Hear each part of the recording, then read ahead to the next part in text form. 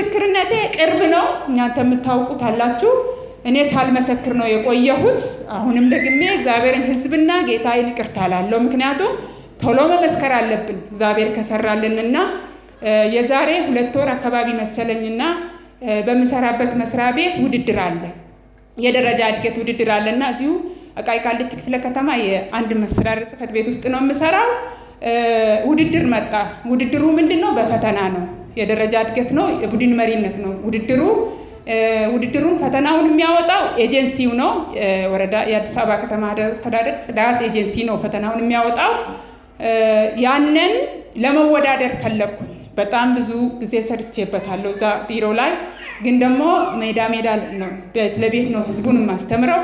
ወደ ውስጥ መግባት ደግሞ አለብኝ። እግዚአብሔር አቅሜን የውስጤን ፖቴንሻል ስለሚያውቅ ጌታ ነው የሚያደርገው ይሄንንና መወዳደር ፈለኩ። በጣም ፈለኩኝ። ፍላጎት ደግሞ የሚሳካው በእግዚአብሔር ነው አይደል?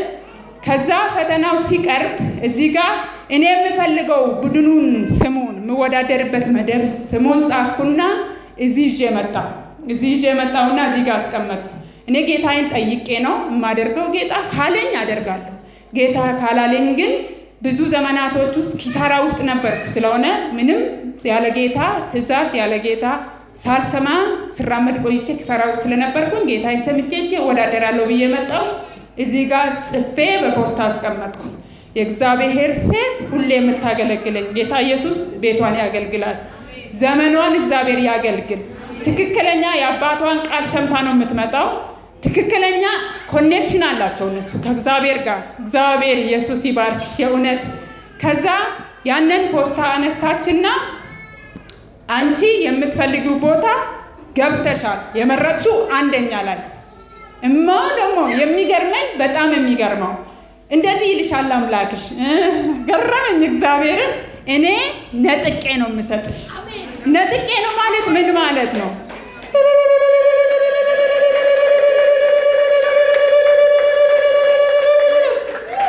አሜን። ነጥቄ ነው ማለት እኔ እንደ ምድራዊም ስናይ የሆነ በእጅ የተያዘ የሰው ነገር ነው ማለት ነው። ሰው ይዟል ማለት ነው። ስለዚህ ያንን ጌታ ኢየሱስ ነጠቀና ያንተ ሳይሆን የሷ ነው። ኢየሱስ ይባረክ። ጌታ ኢየሱስ ይባረክ።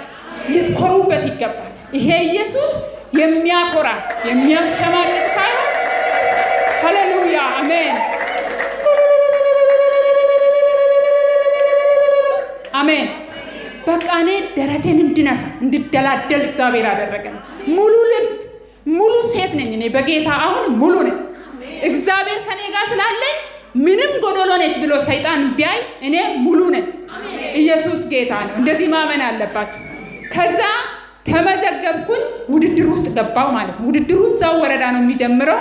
ከዛው ነው ምርጫው የሚጀምረው። እዛው የወደቁ አሉ። እዛው አለፍኩ። ለፈተና ለማለፍም ምርጫ ፈተና አለው። በኢፊሸንሲ በስራ ልምድ በትምህርት ደረጃ በተለያዩ ነገሮች እዛው ተመርጠው ነው ወደ ፈተናው የሚሄዱትና ያንንም አለፍኩ። ከዛ በኋላ ሌላ ቦታ ፈተና ሄድ። በጣም ወከባዎቹ በመሃል ነበሩ። የአሁኑ ፈተና ካላለፋችሁ ትንሳፈፋላችሁ፣ ሌላ ቦታ ትሄዳላችሁ፣ ዝቅ የሚባል ነገር አለ። በጣም ወከባ ነበረ፣ የሚያስፈራ ወደኋላ እንዳተገፍግ የሚያደርጉኝ። እኔ ግን ጌታዬ ስለተናገረኝ ምንም ሙሉ ልብ ነኝ። የሆነች ጓደኛዬ እንደዚህ አለች መጨረሻ ላይ ጽጌ አቤት እኛ ምርጫችን ትክክል አይደለም አለች። ኧረ እኔ ምርጫዬ ትክክል ነው በኢየሱስ ስም አልኳት። የሚገርመው እኔ ምርጫዬ ትክክል ነው፣ መርጫለሁ፣ አልፋለሁ። ተፈተን እግዚአብሔር የተመሰገነ ይሁን። ያንን ፈተናም አለፍኩ። አሜን። ኢየሱስ ይባረክ።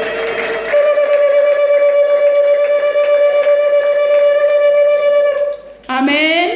ያንን ፈተናም አልፌ የመጨረሻ ሁሉ ነገር ድልድል ተሰርቶ ደብዳቤ ተሰርቶኝ እኔ አሁን እዛ ቢሮ ላይ የቡድን መሪ ሁኛለሁ ማለት ነው። ከባለሙያ የቡድን መሪ። እግዚአብሔር ይመስገን። ጌታ ኢየሱስ ስሙን ይባረክ። እኔ እግዚአብሔር ያደረገልኝ ብዙ ነው። ከሞት አንስቶኝ እንደዚህ አንድ እርምጃ ሁለት እርምጃ እያልኩ ከፍ እንድቆም ያደረገኝ ጌታ ኢየሱስ በምህረቱ ነው። የምህረት አምላክ ለዘላለም ይባረክ። እኔን የረዳኝ ጌታ እናንተንም ይርዳችሁ። እኔን ያየኝ ጌታ በኢየሱስ ስም እኔን እናንተንም ይያችሁ። እኔ አንድ ነገር የማስተላልፈው መልእክት አለኝ። እዚህ ቸርች እኔ አጋጣሚ ሆኖ የክፍለ ሀገር ልጅ ነኝ። ለስራ ለትምህርት ነው ወደዚህ የመጣሁት። እዚህ አባል የሆንኩት እንደመጣሁ እዚህ ሀገር 2007 ነው። 2007 እንደመጣሁ እዚሁ አባል ሆንኩኝ። እዚሁ መገልገል ጀመርኩ። እዚህ ስራ የሚገባው በሷ በኩል ጌታ ተናግረው ነው።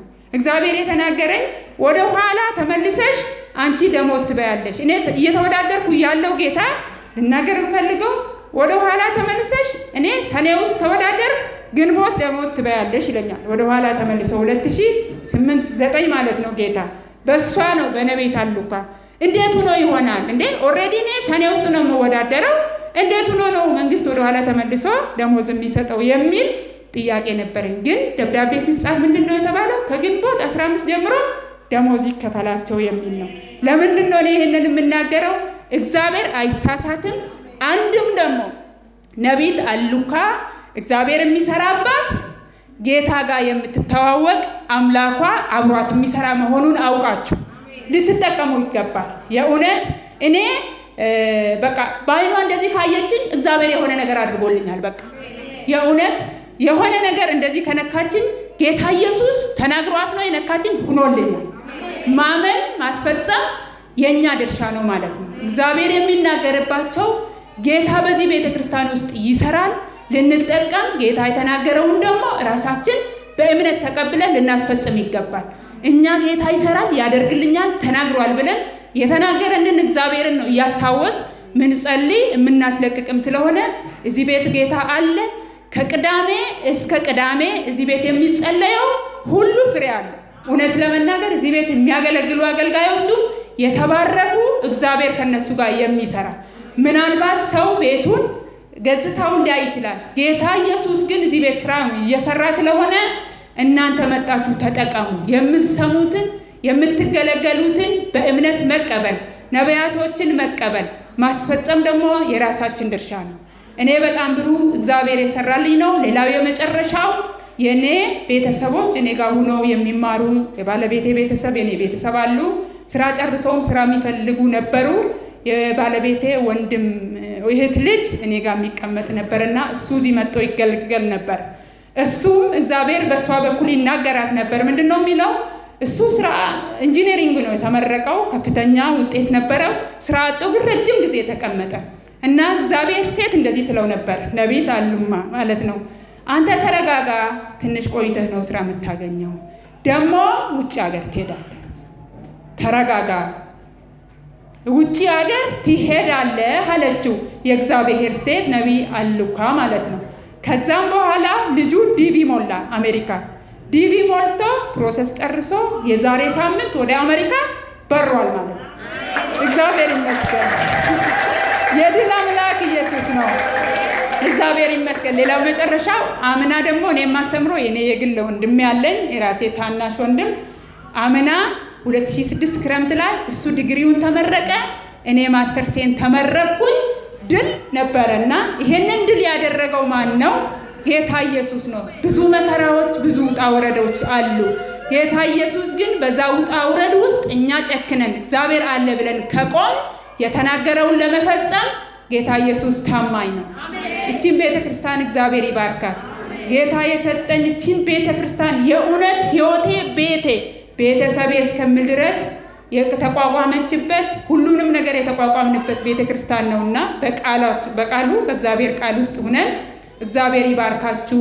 ፓስተሮች፣ ዲያቆናት፣ ጥበቃዎች፣ ጽዳተኞች፣ የጸሎት ዘርፍ መዘምራን በሙሉ ፍሬያማ ናችሁ። እግዚአብሔር ከእናንተ ጋር እየሰራ ነው። ጌታ እግዚአብሔር አብስቶ ይባርካችሁ። የመጨረሻውን በመመልከት ነው እኔ ጌታዬን የማመሰግነው።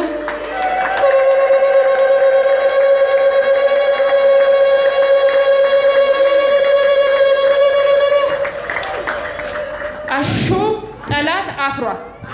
አሁንም ከዚህ በኋላ ድል ይሆንልናል። የእውነት የመጣችሁበትን የተሸክማችሁ የመጣችሁትን ህመም፣ ጥያቄ፣ ማንኛውንም ችግር አራኳችሁ ነው የምትሄዱት። ይሄ ደግሞ የሚሆነው በእምነት ነው። የእግዚአብሔርን ቃል በእምነት ነቢያቶች የሚናገሩትን በእምነት በጥሞና አዳምጠን ጌታ ይረዳናል። ያደረገልንን ደግሞ መመስከር አለብን። ይሄ ግዴታ ስለሆነ ትንሿንም ትልቁ ሰላም ቅዱሳን ሰላማችሁ ይብዛ። እኔ ፓስተር አብነት ነኝ። በአገልግሎታችን እየተባረካችሁ እንደሆነ አምናለሁ። ሁልጊዜም የምንለቃቸው መልእክቶች ባላችሁበት ቦታ እንዲደርሳችሁ ሰብስክራይብ፣ ሼር በማድረግ የማራናታ ድምፅ ለፍጥረት ሁሉ የተሰኘውን የዩቲዩብ ቻናል አገልግሎታችን ቤተሰብ እንድትሆኑ በጌታ ፍቅር አሳስባችኋለሁ። እግዚአብሔር ሁለንተናዊ ሕይወታችሁን ይባርክ። ሻሎም